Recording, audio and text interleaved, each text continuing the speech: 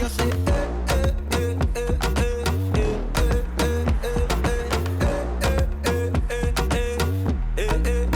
everybody say, love that, play it back again.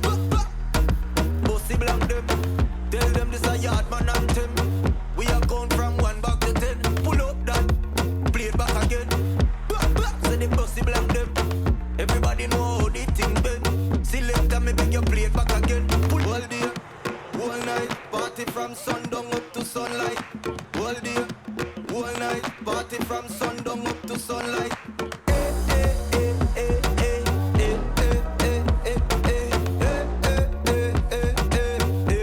And everybody make me hear you say,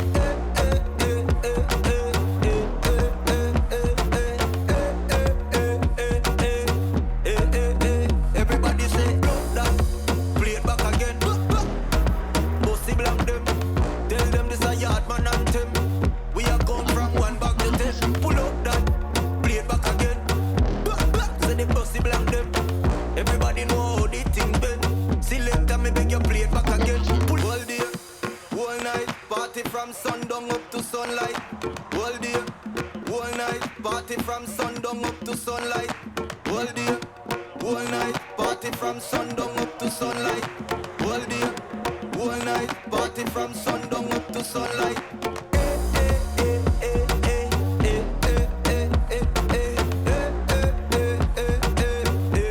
And everybody make me hear you say,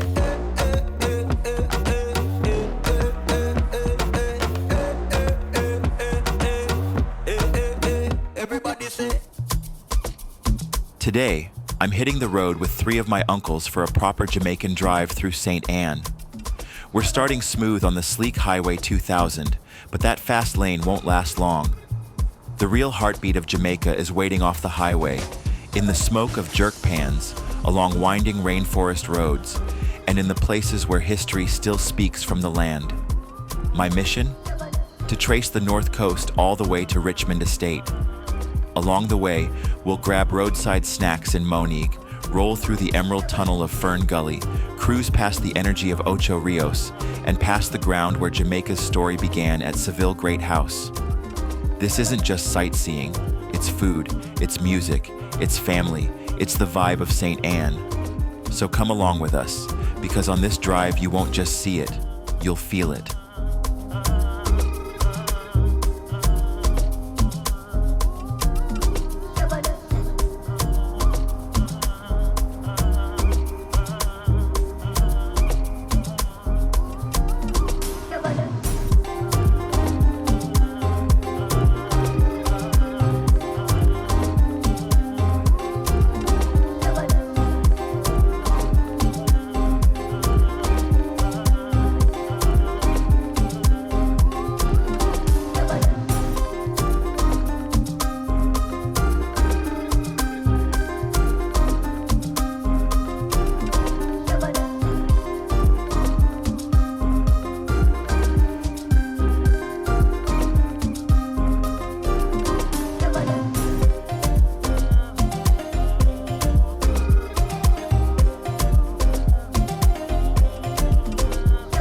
And just like that, the vibe changes. We've left the highway behind, and now we're rolling deep into the heart of St. Anne on the A1. This is where you feel the real pulse of the island. The air coming through the window is different out here. It's rich, carrying the story of the land. You can catch the scent of wood smoke and spices from a roadside grill up ahead. This is where the real journeys happen. We're pulling over right here in Moneague. For a lot of Jamaicans, eating out isn't an everyday thing. Spots like this, they're a lifeline for single men, for taxi drivers, for anyone who needs a real cooked meal on the go. And that's what makes this so important. So much of our economy runs on tourist dollars, but that money often stays locked inside the big resorts. They tell visitors not to trust the locals, to stay on the property. But right here, that's where you find the real soul of Jamaica. It's a tough business. The owners worry about finding good help, about finding durable wood to build their shop, about affording a sign. But they have this incredible build it and they will come spirit. They have so much pride in their craft. Everyone will tell you their recipe is the best, and they truly believe it, because this is more than a business, it's a dream. So we're stopping because you can't truly drive through without tasting that dream. You've got your jerk pork sizzling on the drum, your roast yam and saltfish that just melts in your mouth. So, seriously, I want to know, if you were riding shotgun with us right now, what would you grab first?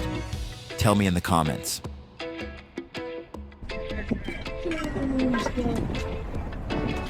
Breadfruit, yeah.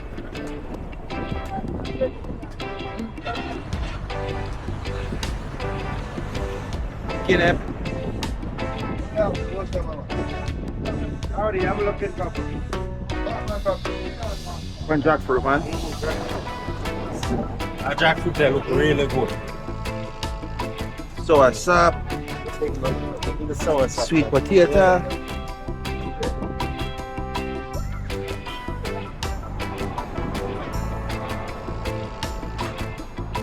Jackfruit or pet? You know the pet jackfruit?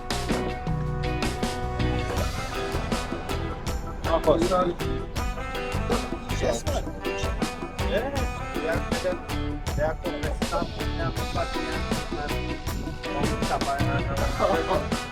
Now watch close. This is where real Jamaican knowledge takes over. The first rule isn't even about cutting, it's about defense. That sticky white sap inside this fruit will glue your fingers together for days if you don't respect it. That little plastic bag he's using? That's his armor. There it is. Doesn't look like much yet, does it? Just stringy and deep golden yellow. But hidden in all that is the sweetest treasure. Watch how he works around the core, that tough heart in the center. He removes it clean, no wasted movement. Now the real work begins. His hands know exactly where to go. He's not just pulling it apart, he's following the fruit's own map. And there it is. That's what we're here for. That golden sweet jack. Watch how he squeezes it. See that smooth brown seed pop right out? He'll save every one of those. Later, they'll get roasted with a little salt, a little reward for the hard work. This is patience. This is respect for the ingredient. Nothing goes to waste. What was once one big, intimidating fruit is now transformed into a sweet snack for now and a salty one for later. That's how it's done. Not with rush, but with rhythm.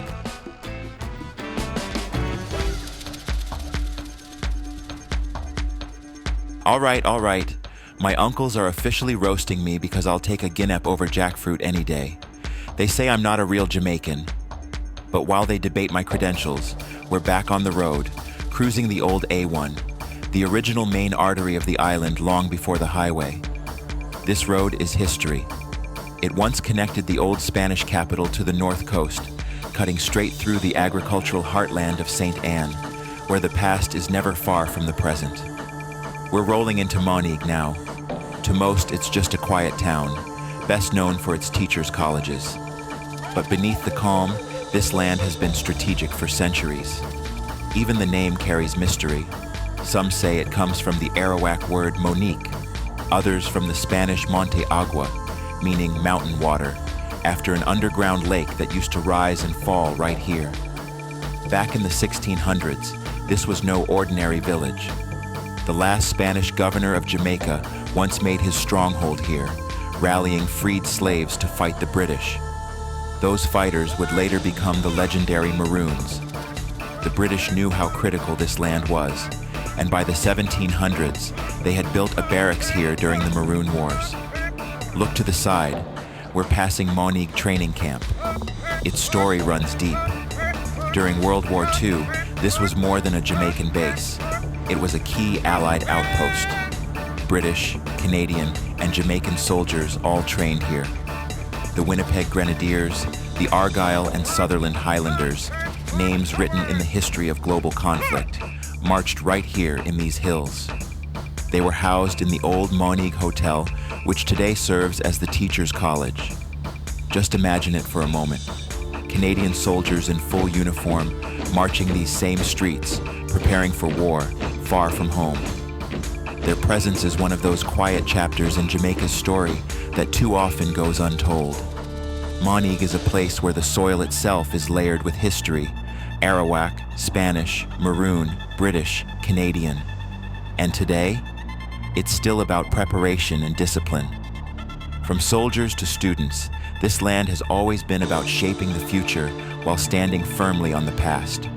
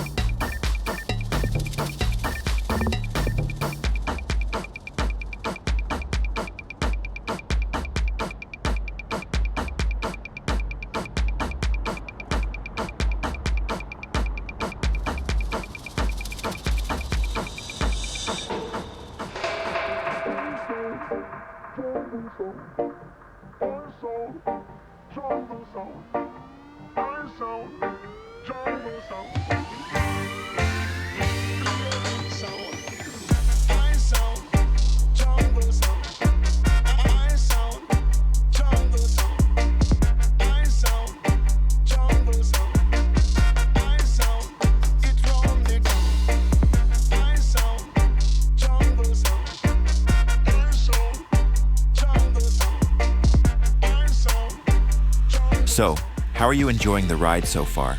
It's something else, right? Now, as we move through these hills, it's easy to just see the beauty, and there's plenty of that. But tucked away in these same green landscapes are places built on pure love and purpose. Up here in the hills around Moneague, there's a special place called Jacob's Ladder, run by an organization called Mustard Seed Communities. It's the largest facility of its kind in Jamaica, a home for over 100 adults with disabilities. It's more than a residence, it's a whole community on 150 acres. They offer therapy, they grow their own food, they even have their own water supply. It's a place of dignity, built to care for those who've often been forgotten once they turn 18. And for those looking to support their mission, visitors and volunteers are often welcome. Not far from here is another mustard seed home called Zachariah's House, a peaceful retreat where volunteers from all over the world can stay while serving nearby communities. It's a place of rest and reflection for those giving their time and heart. So among all this history and all these views, there are also stories like these, quiet ones of care, belonging, and faith. It's another layer of what makes this parish so profound.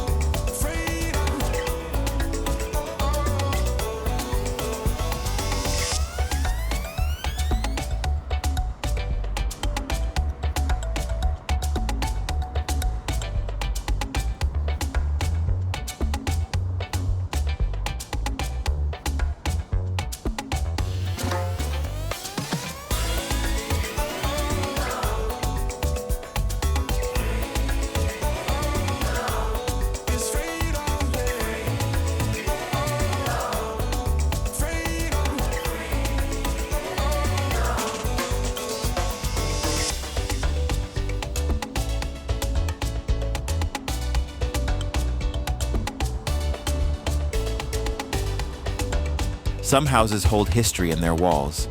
Others hold entire communities in their shadow. And right up here on the left, standing tall on these hills, is Bromley Great House, where both truths meet. Built in the 1700s, Bromley was once a sprawling 900-acre estate. Its story tied to the difficult past of Jamaica's plantations. But here's what makes this one different. From this house, from this soil, something new grew. Just down the road is the village of Walkerswood, and decades ago, the family here partnered with local farmers in these hills. Together, they started a community council, and from that unity came something remarkable. Walkerswood jerk seasoning. The first jerk seasoning ever exported from Jamaica. What began as a way to create jobs in a rural village is now a global brand, found in kitchens from London to Toronto. And yet, it never left home. Local farmers here still supply the Scotch bonnet peppers that give it fire. So when you see Bromley, don't just see a colonial great house. See the root of a community's pride. See how history doesn't have to be an anchor. It can be a seed. And from something complicated, something beautiful took root.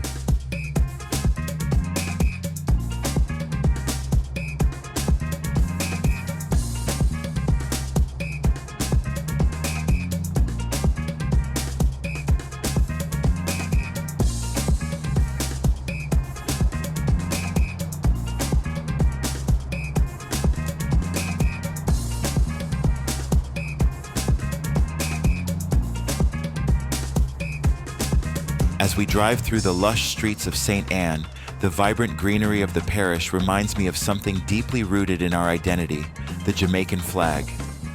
It's more than just a piece of cloth. It's a symbol of our journey, our struggles, and our triumphs.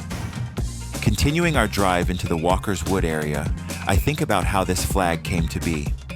Back in 1962, as Jamaica stood on the brink of independence, the nation was searching for a symbol to represent its newfound freedom.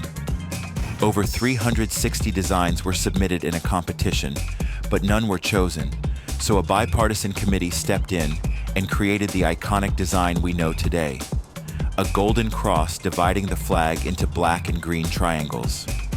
The original design had horizontal stripes, but it was changed to avoid looking too much like the flag of Tanganyika, now Tanzania. Some say the diagonal cross was inspired by the Scottish flag, a subtle acknowledgement of the island's colonial past. But the colors, black, green, and gold, are purely Jamaican, speaking to our unique identity and resilience. At first, black stood for the hardships we've endured, green for the land's natural beauty, and gold for the sunshine that blesses our island. But in 1996, the meaning evolved. Black now represents the strength and creativity of our people, gold the wealth and the golden sunshine, and green the lush vegetation and hope for the future. It's a flag that tells our story, from the struggles of the past to the promise of tomorrow.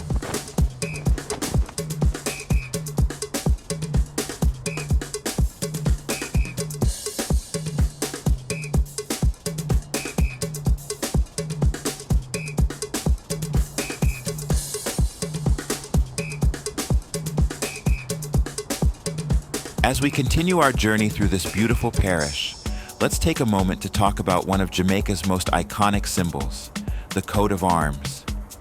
Originally granted to Jamaica in 1661 by King Charles II of England, it is one of the oldest coats of arms in the Commonwealth. However, it has been modified multiple times over the centuries. It was redesigned in 1957 and again after independence in 1962. With slight adjustments made to elements like the Taino figures.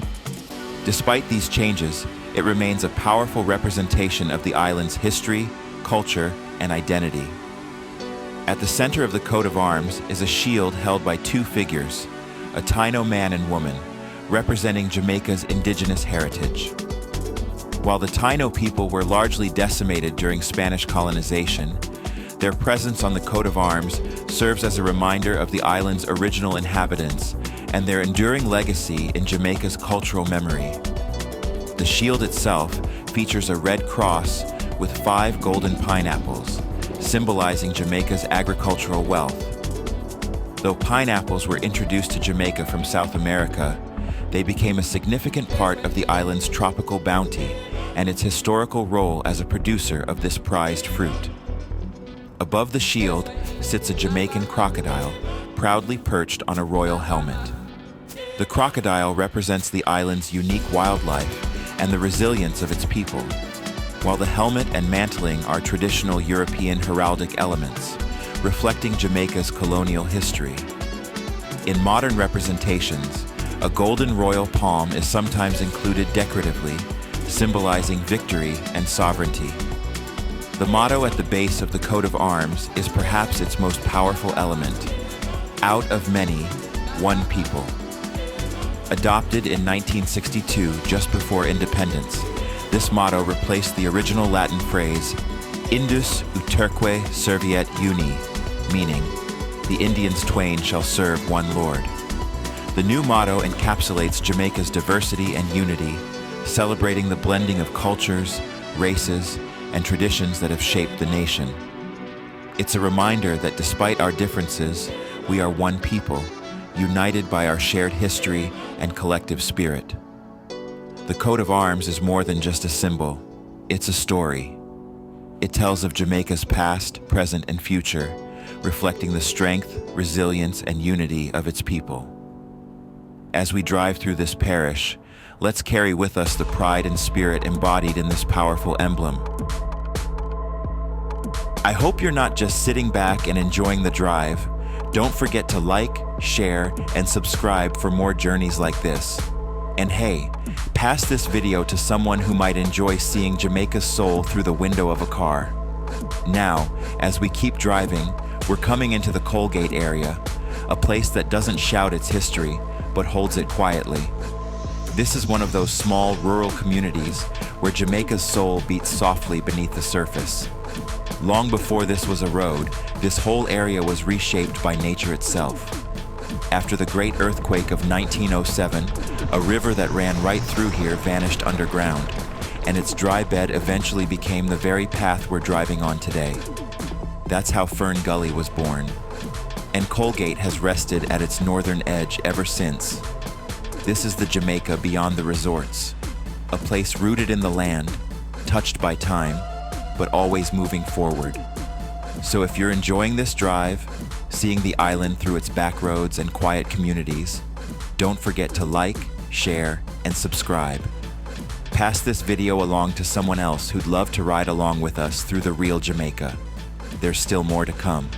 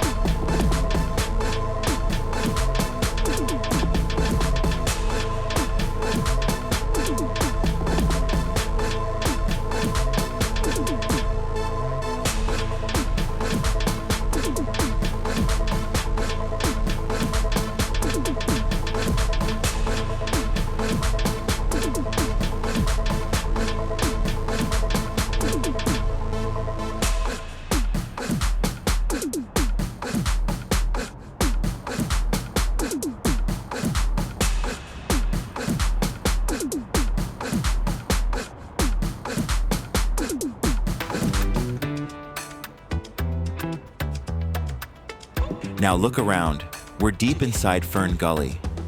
And it's easy to see why this feels like more than just a road. It feels like a portal. This path has had many names. Long before it was Fern Gully, it was known as the Gully Road, a name travelers used as far back as the 1830s. Back then, it was described as a lonely, silent avenue, a gloomy and lonely defile where no one else was seen for miles. Some even believed it was carved by the Spaniards and then forgotten by time. Some say a massive earthquake dried up the river that ran through here, leaving this sunken bed behind. Others believe it was underground caves whose roofs collapsed. However it happened, the result is this incredible gorge. And then, someone saw the potential for beauty. In the late 1800s, the ferns were planted, hundreds of species, transforming this rugged passage into the living green cathedral we're driving through today. It became legendary. Artists and writers journeyed here just to experience it. One famous painter, Marianne North, called it the very ferniest gully I ever saw. Another writer spoke of fireflies at dusk, flickering like golden lamps in a green night. That's the magic of this place. You're not just on a road, you're moving through a story shaped by earthquakes, water, and human hands.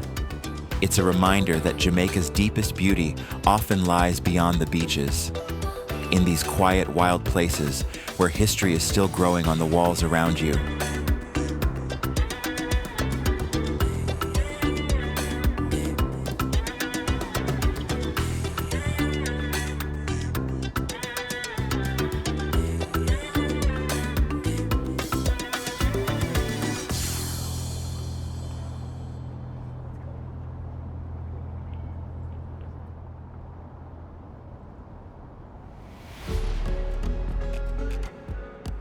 Before we head into the Ocho Rios area, let me take a moment to tell you about Jamaica's national flower, the Lignum Vitae. This beautiful and resilient plant holds a special place in the heart of Jamaica, not just for its vibrant blue flowers, but also for its historical and cultural significance. The Lignum Vitae, which means wood of life in Latin, is one of the hardest and densest woods in the world. It was highly valued during the colonial era for its durability, and was used to make ship bearings, tools, and even medicinal remedies. What's fascinating is that the Lignum Vitae, Guaiacum sanctum, this tree isn't just unique to Jamaica, it's also the national tree of the Bahamas. In fact, the tree is native to the Caribbean and can be found in several islands across the region. Its ability to thrive in harsh conditions, including poor soil and drought, makes it a symbol of resilience and strength. Qualities that resonate deeply with the spirit of the Caribbean people. As we drive through St. Ann, keep an eye out for this remarkable plant.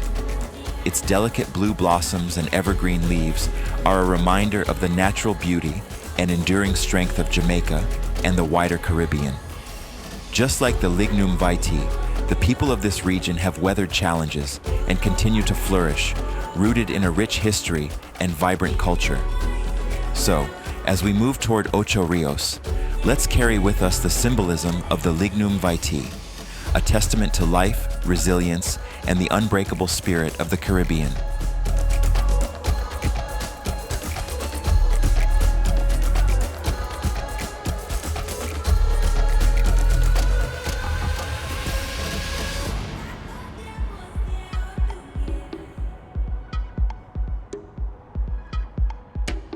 As we continue on the A3, the hills begin to open, and you can feel the pace of the island change. Welcome to Ocho Rios. It's hard to imagine now, but this bustling tourist hub started long before hotels and cruise ships. The story begins with the Taino people, the island's first inhabitants, who called this land Jamaica, land of wood and water. They lived alongside the rivers and waterfalls, unaware that centuries later, explorers, colonists, and pirates would reshape their home. In 1494, Columbus claimed Jamaica for Spain, and the Spanish named this area Las Chorreras, the waterfalls, for the cascading rivers that carved through the hills.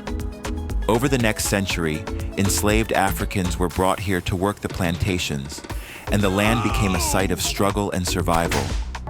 By the mid-17th century, the British seized control, and the name slowly morphed into Ocho Rios. Though it remained a quiet port, it played its part in the broader battles for the island, pirates hiding in its coves, and forts like the Ocho Rios Fort standing guard against imagined threats from rival empires. It wasn't until the 20th century that Ocho Rios transformed again. The bauxite industry brought new infrastructure, and later, tourism found its way to these shores. Cruise ships, resorts, and duty-free shops replaced the sleepy port, and the natural beauty of the waterfalls, rivers, and hills captured the imagination of filmmakers, from James Bond to modern travel shows. So, as we drive through these streets today, it's worth remembering, Ocho Rios isn't just a destination. It's a story layered over centuries, from the Taino to the Spanish, the British, the pirates, and now the world visiting these waters and hills. Every corner you see, every waterfall you pass, carries a chapter of Jamaica's history, and you're riding right through it.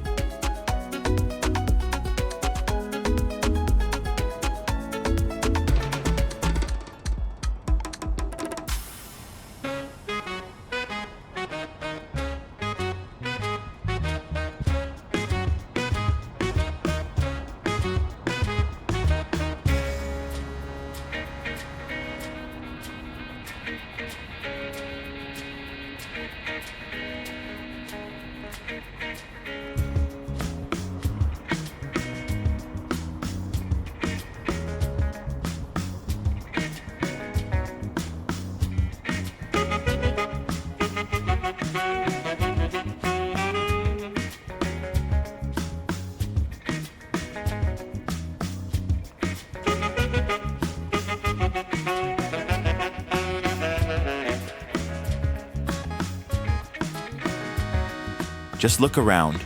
We're right here in the heart of Ocho Rios. You can feel it, the rhythm of the market, the breeze rolling in from the Caribbean. The whole town is alive. But hear that? That's the road calling, pulling us away from this beautiful noise, deeper into the heart of St. Anne. They call it the Parish of Poets and Prophets. And that's no empty slogan. You can feel it in the air. This is the very soil where voices that shook the world first learned to sing. Think about it. Up in those hills, in a little place called 9 Mile, a young Bob Marley took his first breath. His poetry and prophecy would one day carry the spirit of Jamaica to every corner of the globe. But no prophet sings alone. St. Anne's chorus was legendary. From the mystical soul of Bunny Wailer, the last living pillar of the Wailers, to the fire of Burning Spear, whose chants made reggae a global anthem of resistance and strength. The rhythm shifted. Roots gave way to dancehall. And once again, St. Anne answered, giving us Shabba ranks, Mr. Loverman himself, who launched that new sound straight into the international spotlight. So as we drive, listen closely. From these green hills to the blue coast, music isn't just heard here. It lives in the air, the soil, the soul. Every mile we cover is another reminder. St. Anne doesn't just make rhythms, it forges legends.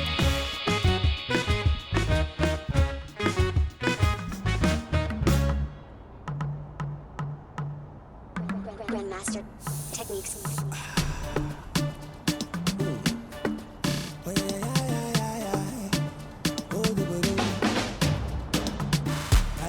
The way I'm doing my things, they calling me controller. Cause when I pull up looking fresh and dark, they know I'm the big baller. Makelele kila kona, mangedere wana koma.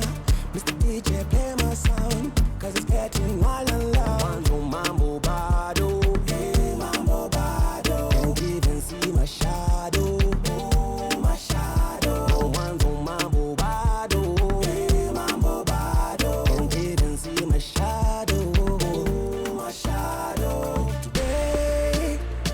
Me down, you can cool me down.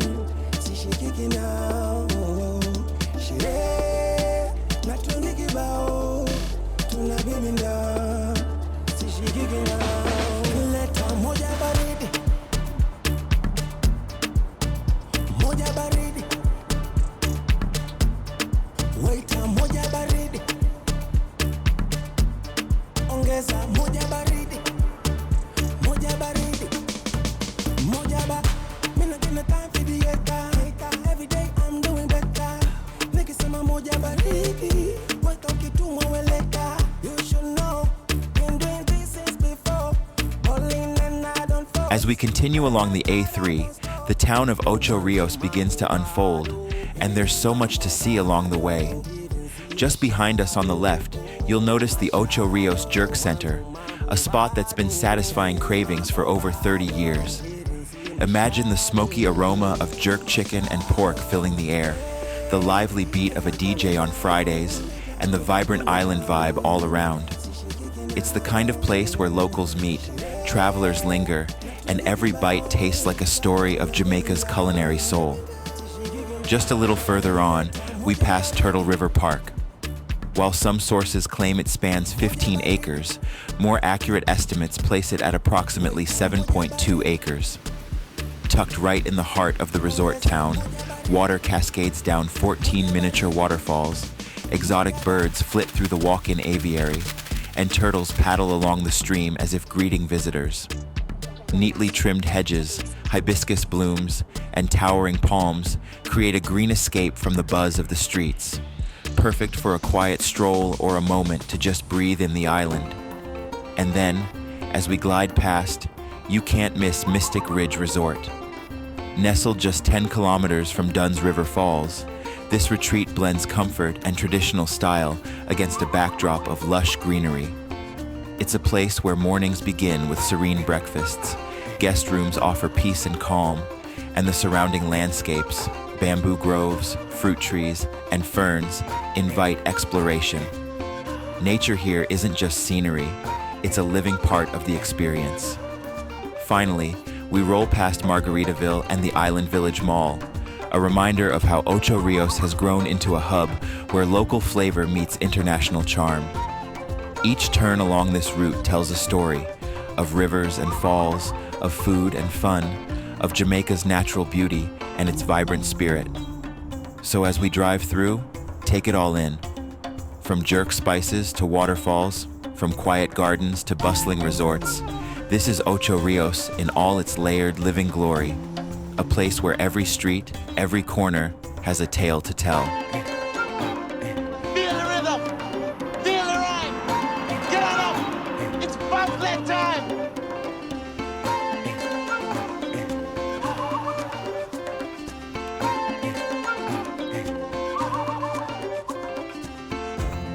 As we drive past, take a look at the Ocho Rios Fort, one of the oldest standing structures in town.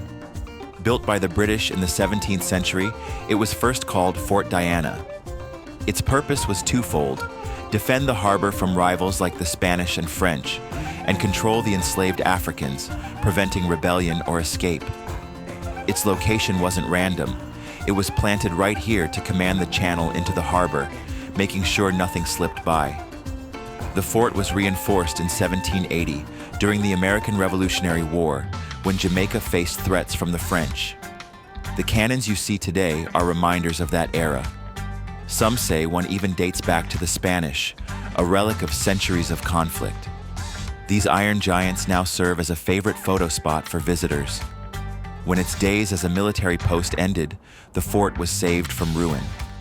Its presence in the town was maintained by Reynolds Jamaica Mines from 1950 until 1986, after which Jamaica Bauxite Mining took over the responsibility, before the Jamaica National Heritage Trust stepped in to protect it for future generations.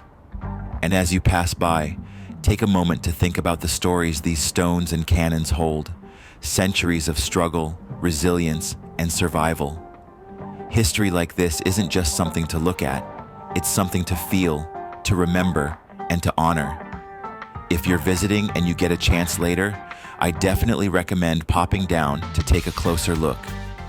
Walk the grounds, touch the cool iron of those cannons, and just take a moment. It's one thing to hear about history, but it's another to stand right in the middle of it. It's a perspective you can't get anywhere else.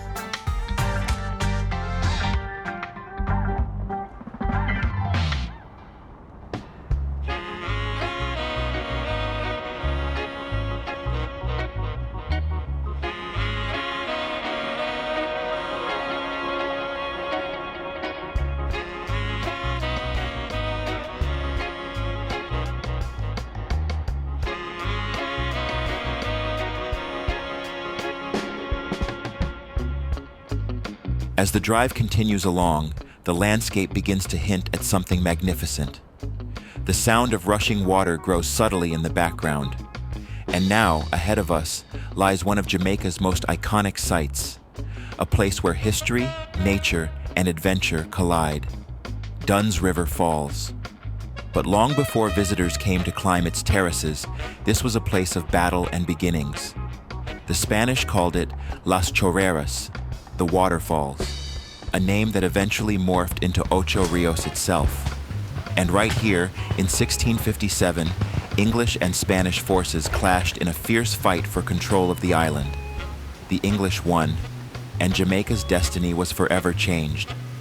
What makes these falls so special isn't just their beauty, it's that they're alive. At 960 feet tall, Dunn's River is one of the very few travertine waterfalls in the world that empties directly into the sea. It's constantly growing, reshaping itself, fed by mineral-rich springs that have flowed for centuries. Today, it's a place of joy, where visitors from every corner of the world lock hands and climb together, guided up the cool, rushing water like a natural staircase. And at the top, a view that stayed breathtaking since the days of pirates and conquistadors. For the thrill seekers, there's the Chuka Falls Flyer, a zipline adventure that soars directly over the magnificent cascading waters. Participants glide across a series of zip lines and suspended bridges, getting a spectacular aerial view of the falls and the lush jungle canopy surrounding them. Many tour packages even include a guided climb of Dunn's River Falls itself, combining hands-on adventure with breathtaking perspectives. Adventure lovers can dip, zip, and even explore multi-activity packages that include river tubing, ATV safaris, or snorkeling, making Dunn's River Falls a playground for all kinds of memories. So as we pass by, remember, you're not just looking at a waterfall, you're looking at the heart of Jamaica's history, a place where water-carved stone, battles carved history, and now, memories are made every single day.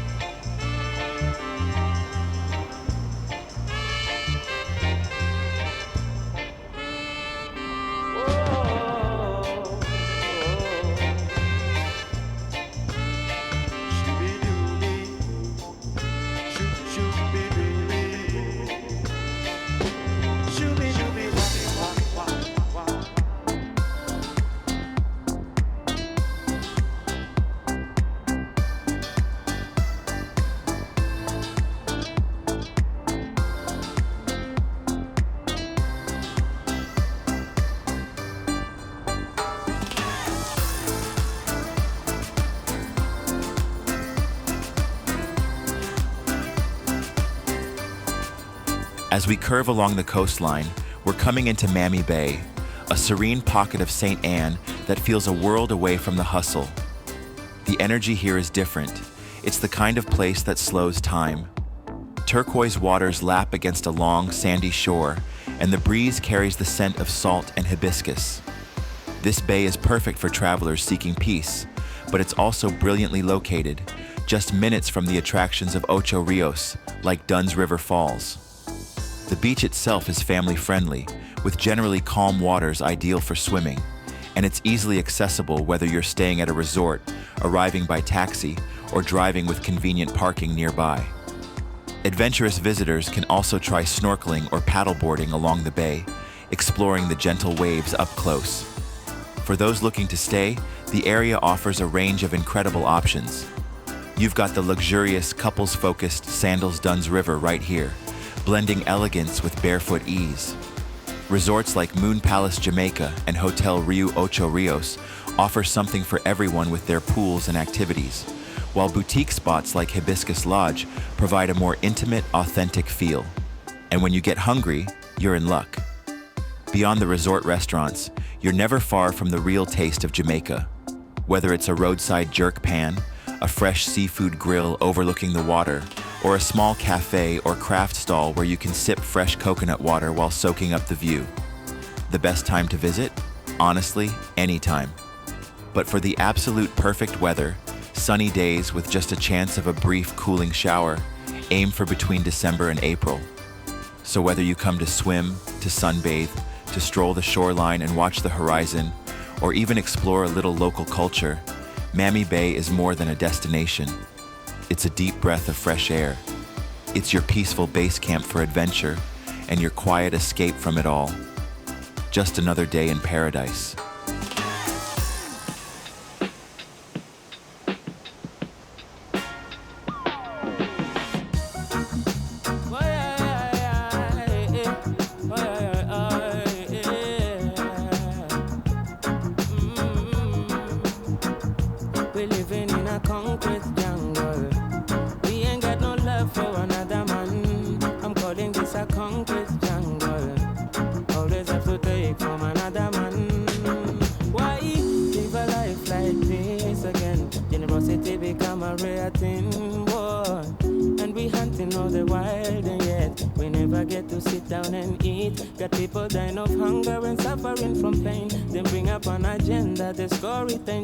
What happened to the leaders expecting some change? The climate giving shivers, extinction prevail. We're living in a concrete jungle. We ain't got no love for another man. I'm calling this a concrete jungle. Always have to take from another man. We're living in a concrete jungle. What is this curse that we are upon? I'm calling this a concrete jungle. Why?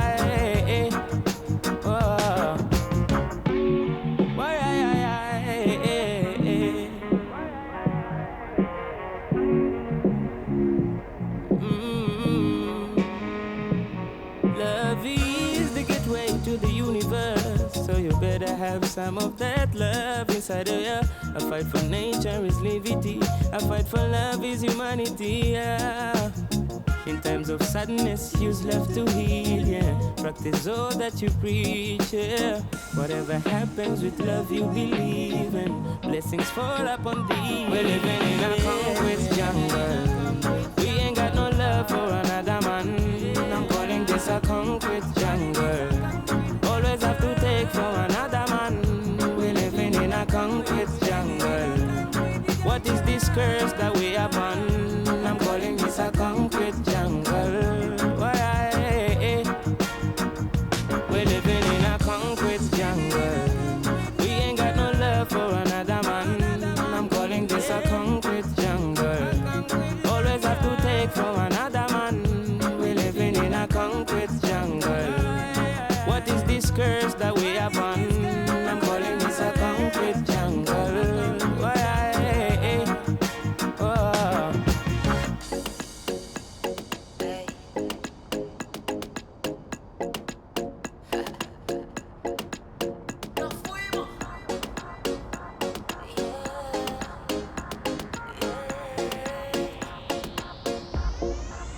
Tu love no falla, te llevo pa' la playa. El sol está puesto a fuego. Si la música suena, baby, tú sola. Tu love no falla, te llevo pa' la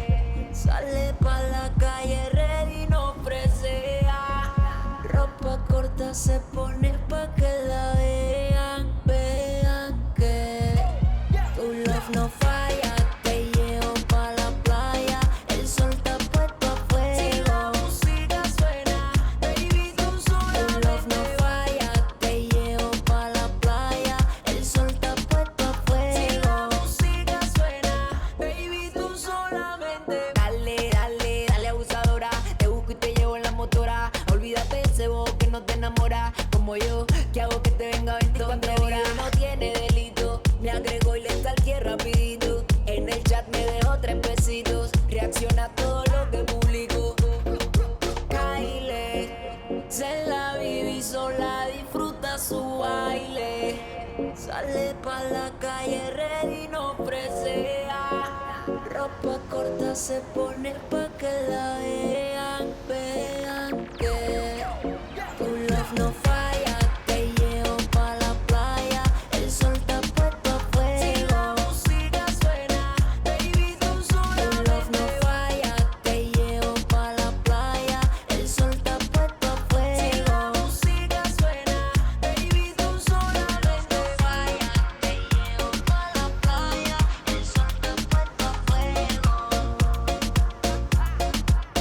Tu love no falla, te llevo pa' la playa, el sol está puesto a fuego.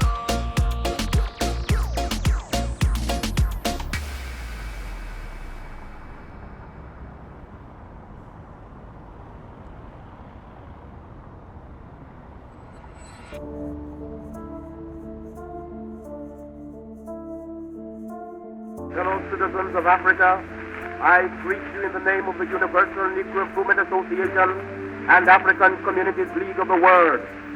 You may ask, what organization is that?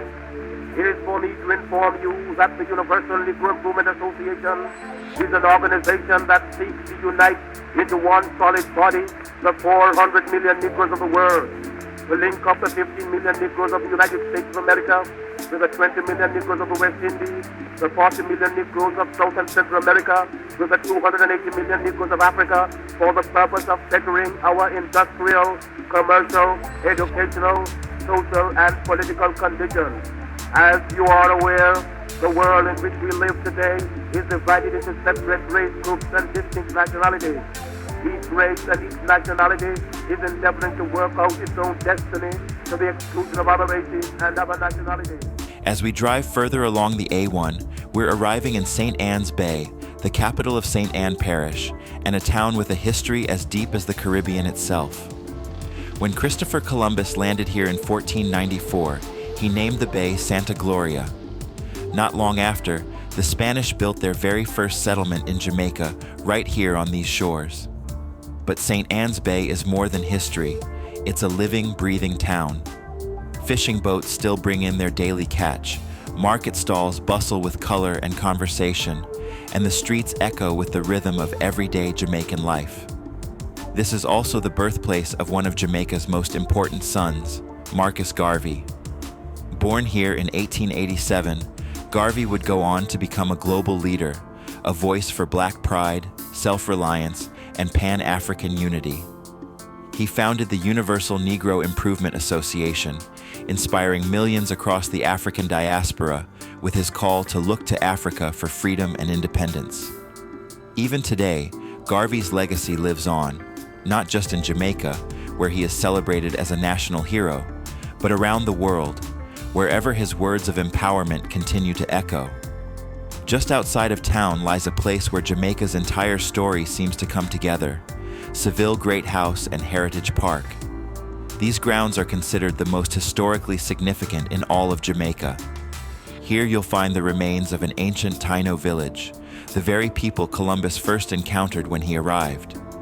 You'll see traces of the Spanish settlement called Sevilla la Nueva, the first European capital of Jamaica. And you'll walk on the same land where enslaved Africans were brought to labor on the British sugar plantations that followed.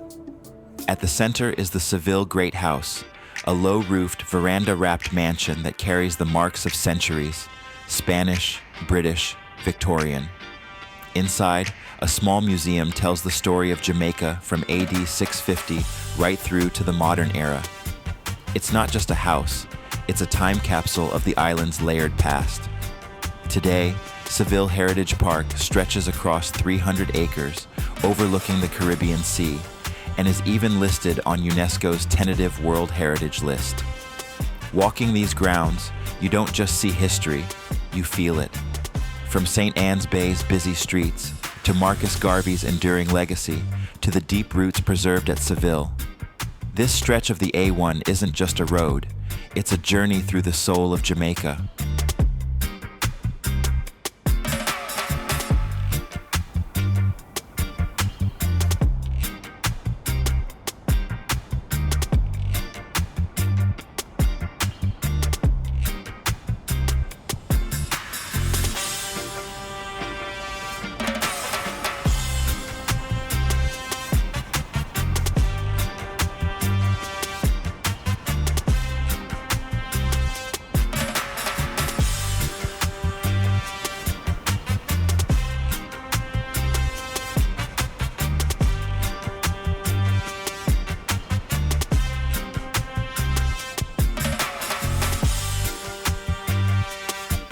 Journey through the rich history of the Richmond and Landovery estates, from 17th century beginnings as sugar plantations to today's serene, world-class residential community. Columbus once described Jamaica as the fairest island he ever beheld, and that spirit still lingers here. From the Royal Land Grant in 1674 to a thriving community today, Plantation Village preserves the grandeur of its plantation-era architecture while offering modern comfort and tranquility. Tucked into these hills, it feels like a living museum. You can walk among restored great houses and humble quarters, hear the stories of both planter and enslaved, see artisans keeping traditional crafts alive, and perhaps even catch the scent of spices from traditional cooking. Today, families and visitors alike walk the same paths, finding both the quiet of the countryside and the weight of history all around them. Even from the road, as we're doing now, you can sense the echoes of the past. But to walk through those grounds is a powerful reminder of the resilience that shaped not just St. Anne, but all of Jamaica. And that's why it's so fitting we end our journey here in St. Anne, the Garden Parish. A place of immense beauty, born from a history of immense strength. From the Taino at Seville, to the legacy of Marcus Garvey, to the quiet dignity of places like Mustard Seed Communities and Plantation Village. This parish has always been a cradle of Jamaican identity. So, as we pull into our final stop, I hope you've enjoyed riding along through the heart of St. Anne. If you felt like you were right here with us, don't forget to like, share, and subscribe for more journeys across Jamaica. There's always another road, another story, waiting just around the bend. Thanks for watching. And remember, wherever you go, walk good.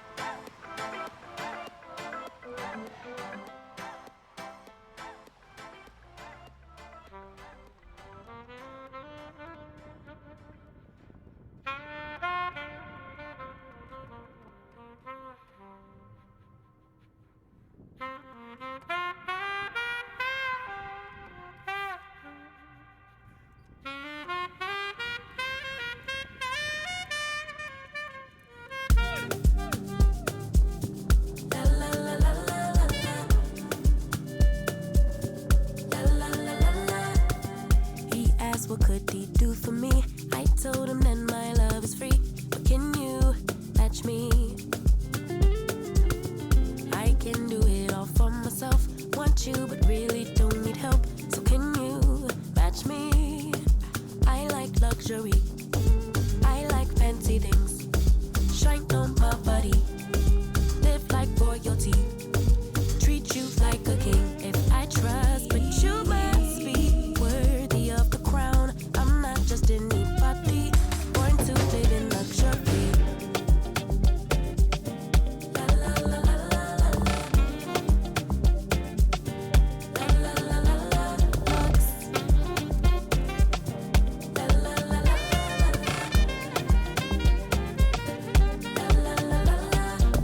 I'm serving rich Auntie Chloe B. I know my job is a blessing, but if you pay me. Rocks on my wrist, fur on my feet, setting the table in all the chic. Baby, come eat. I like luxury. I like fancy things. Shine on my body. Live like royalty. Treat you like a king if I trust, but you must be worthy of the crown. I'm not just anybody, born to live in luxury. I work too hard on my luxury. We come so far, luxury. Cover these scars and diamonds, luxury. Every day I'm alive, it's giving lux, yeah. La la la la la la. La la la la la lux.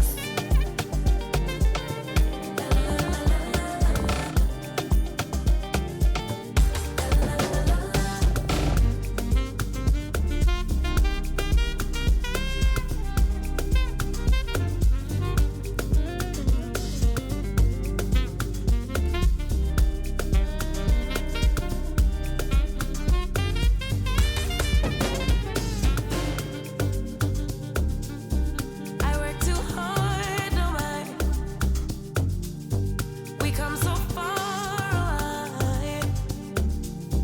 Cover these scars and diamonds. Every day I'm alive, it's giving lux. Yeah. La la la la la la la la lux. La la la la lux.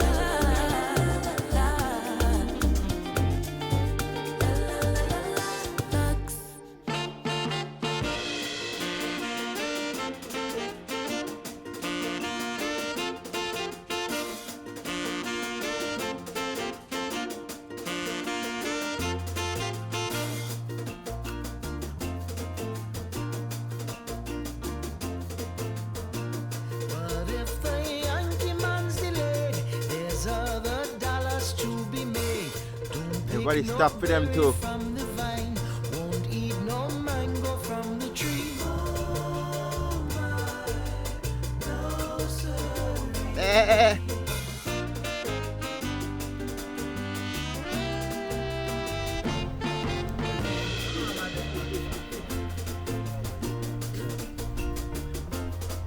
Nice, lakas pa to. Lakas mo ka na. Yeah, bud. There's other dollars to be made. Don't drink no coffee from the bean, won't fry no fritter from the compound.